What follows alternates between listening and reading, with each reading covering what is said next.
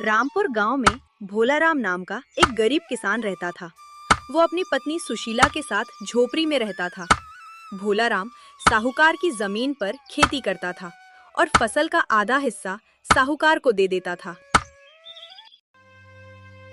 सुनो भोलाराम, एक बात याद रखना, उस साहूकार की बातों में कभी मत आना, वो बड़ा चालाक है। अरे सुशीला, तू हमेशा शक करती रहती है। वो साहूकार है, उसका नाम ही है चतुर सिंह। अमीर आदमी है, हमें क्या ठगेगा। तभी तो मैं डरती हूँ, तू बहुत भोला है। देख, इस बार वह जो भी बोले बिना सोचे कुछ मत करना, समझा? तू चिंता मत कर, मैं कोई बच्चा नहीं हूँ। अब तो मैं समझ गया हूँ सब। सुशीला गहरी सांस लेती है। उसका चेहरा चिंता से भरा है। भोलाराम खेत में काम कर रहा है। धूप तेज है, पसीना बह रहा है। अचानक दूर से एक बैलगाड़ी आती है। उसमें बैठा है साहूकार चतुर सिंह। मोटा पेट, सोने की चेन, हाथ में लाठी, चेहरे पर शैतानी मुस्कान। अरे भोलाराम, कैसे हो? काम कैसा चल रहा है? प्रणाम मालिक, आपकी कृपा से सब ठीक है। इस बार फसल अच्छी होगी। सुन भोलाराम, मैंने बहुत सोचा, इस बार तुम मुझे फसल का हिस्सा मत देना। क्या मालिक, आप सच कह रहे हैं? मेरे कानों पर यकीन नहीं होता। सच, मैं तुम्हारे लिए एक बोरी बीज लाया हूँ। उसकी खेती करो, बस इतना करना है। मालिक, आप तो महान हैं, लेकिन उन बीजों के क्या दाम है? अरे नहीं नहीं, पैसे नहीं, ये बीज मैं तुम्हें मुफ्त दे रहा हूँ। बस इतना करो कि इस कागज पर अंगूठा लगा दो। चतुर सिंह अपने कुर्ते से एक कागज निकालता है। यह कैसा कागज है मालिक? मेरी पत्नी कहती है कि बिना पढ़े कुछ न करूं। अरे यार, तेरी पत्नी को क्या पता। देख, इस कागज में लिखा है, जो फसल उगेगी उसका ऊपर वाला हिस्सा तुम्हारा होगा और नीचे वाला हिस्सा मेरा। इसमें क्या ठगी हो सकती है? ऊपर वाला हिस्सा पूरा मेरा, तो फिर नीचे वाला आपका। ठीक है, इसमें तो मेरा ही फायदा है। लाइए, अंगूठा लगा देता हूँ। भोलाराम अपना अंगूठा कागज पर लगा देता है। चतुर सिंह के चेहरे पर शैतानी मुस्कान फैल जाती है। बेवकूफ किसान, अब देखता हूँ कैसे ऊपर वाला हिस्सा ले जाता है। ये लो बीज का बोरा, अब जल्दी से खेती करो। चतुर सिंह बीज का बोरा देकर चला जाता है। भोलाराम बीज का बोरा लेकर घर आता है। वह खुशी से झूम रहा है। सुशीला, सुशीला, देख क्या लाया हूँ। क्यों चिल्ला रहे हो? क्या हुआ? देख, साहूकार ने मुझे मुफ्त में बीज दिए हैं, और वो भी ऐसी शर्त पर कि फसल का ऊपर वाला हिस्सा सिर्फ मेरा होगा। सुशीला का चेहरा पल भर में उतर जाता है।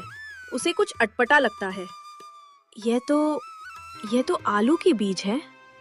तो क्या हुआ, आलू ही सही, ऊपर वाला हिस्सा तो मेरा ही है ना। अरे ना समझ, आलू तो जमीन के नीचे उगते हैं, ऊपर तो सिर्फ पत्ते और तने आते हैं। इसका मतलब तुम्हें सिर्फ पत्ते मिलेंगे और सारे आलू साहूकार के। भोलाराम के होश उड़ जाते हैं। वह सिर पकड़कर बैठ जाता है। हाय, अब मैं क्या करूं? उसने मुझे फिर से ठग लिया। मैं बर्बाद हो गया। मैंने कहा था तुमसे, लेकिन तुमने सुनी नहीं। अब देखो, जो हो गया सो हो गया। अब मैं तुम्हें सिखाती हूँ कि उसे कैसे सबक सिखाया जाता है। कैसे? तुम क्या करोगी? बस तुम मेरी बात मानो, और हाँ, इस बार उसकी बातों में मत आना। एक दिन साहूकार चतुर सिंह अपने नौकरों के साथ आता है। क्यों भोलाराम, लगता है इस बार फसल अच्छी हुई, लेकिन तुम तो ऊपर वाला हिस्सा लोगे ना। ये लो, ये सारी पत्तियां और तने तुम ले जाओ। घर में अगर मच्छर हो तो जलाकर धुआं कर देना।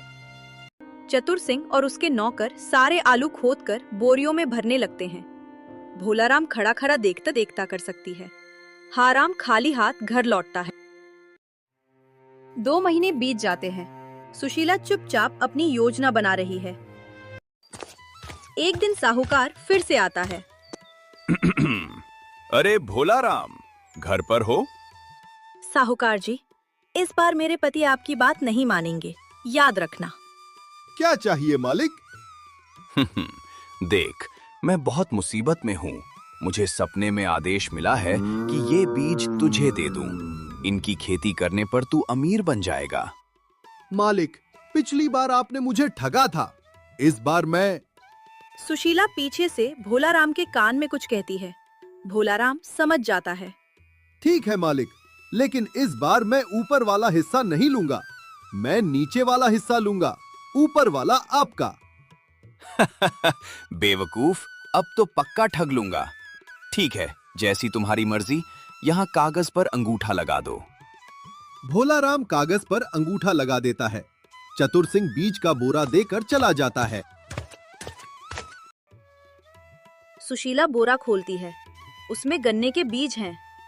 हाय, ये तो गन्ना है, और गन्ना तो जमीन से ऊपर उगता है। इसका मतलब नीचे वाला हिस्सा तो जड़ें हैं। मुझे सिर्फ जड़ें मिलेंगी, सारा गन्ना साहूकार को। मैंने कहा था तुमसे, लेकिन तुमने फिर से उसकी बात मान ली।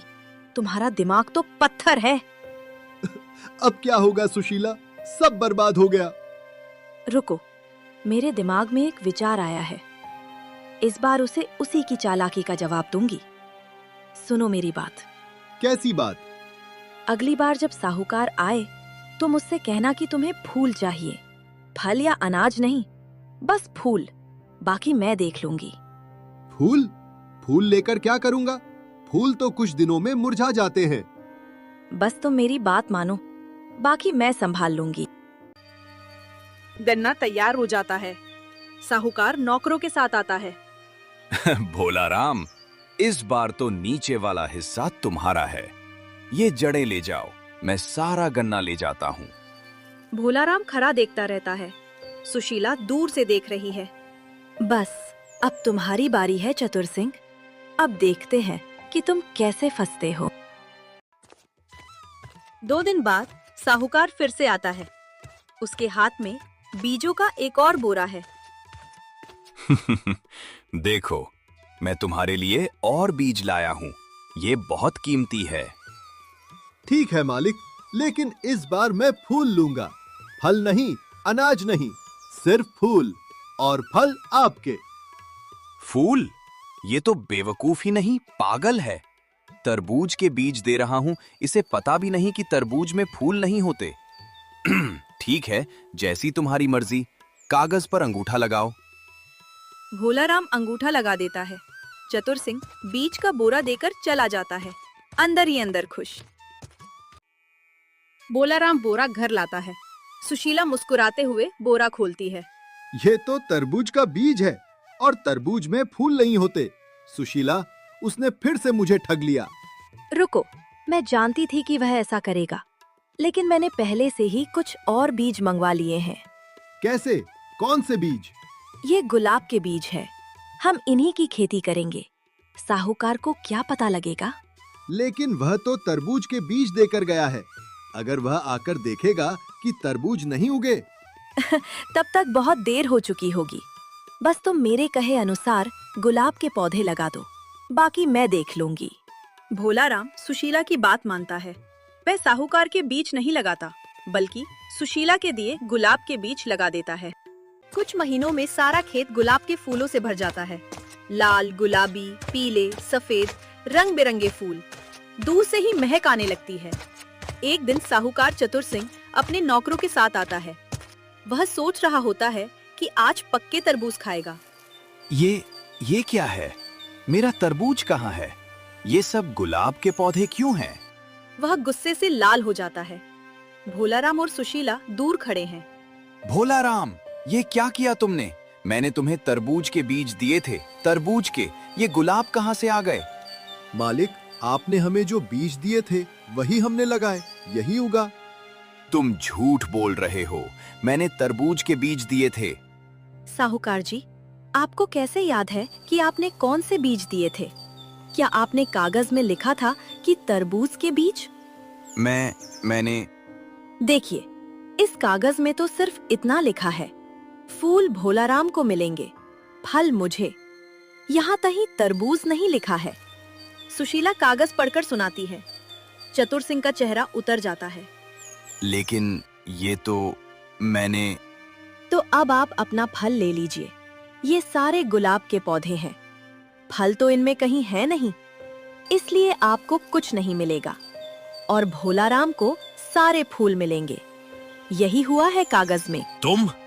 तुमने मुझे मेरी ही चालाकी में फंसाया। साहूकार जी, आपने दूसरों को ठग ठग कर खूब पैसा बनाया। अब बारी थी आपके ठगे जाने की। और याद रखिए, गुलाब के पौधे लगभग 20 साल तक रहते हैं। 20 साल तक आपकी इस जमीन पर सिर्फ गुलाब ही उगेंगे। कोई तरबूज नहीं, कोई गन्ना नहीं, सिर्फ और सिर्फ गुलाब। चतुर सिंह के पैर उखड़ जाते हैं। वह लगभग गिर जाता है। 20 साल? 20 साल तक मेरी जमीन पर सिर्फ गुलाब? मैं बर्बाद हो गया। वह अपने नौकरों की तरफ देखता है। सब चुप हैं। ठीक है, तुम जीत गए, लेकिन याद रखो, हर कोई तुम्हारी इस चालाकी से नहीं बच सकता। हम किसी को नहीं ठगते साहूकार जी, हम तो सिर्फ अपना हक लेते हैं और जो हमारे साथ ठगी करता है उसे सबक सिखाते हैं। चतुर सिंह मुंह लटकाए वहां से चला जाता है। उसके घमंड का पानी फिर गया था। धीरे धीरे पूरे गांव में गुलाब की खेती फैल जाती है। शहरों से व्यापारी आने लगते हैं। भोलाराम और सुशीला गुलाब के फूल बेचकर अच्छा पैसा कमाने लगते हैं। भोलाराम, तुम्हारी पत्नी तो बहुत समझदार निकली। उसने तो साहूकार को उसकी ही चालाकी का जवाब दे दिया। हाँ, सुशीला के बिना तो मैं आज भड़ू भैंस ही रहता। सुशीला पास खड़ी मुस्कुराती है। तो साथियों, आज हमें इस कहानी ने सिखाया कि चालाकी और लालच का अंत हमेशा बुरा होता है और एक समझदार जीवन साथी हर मुश्किल को आसान बना सकता है।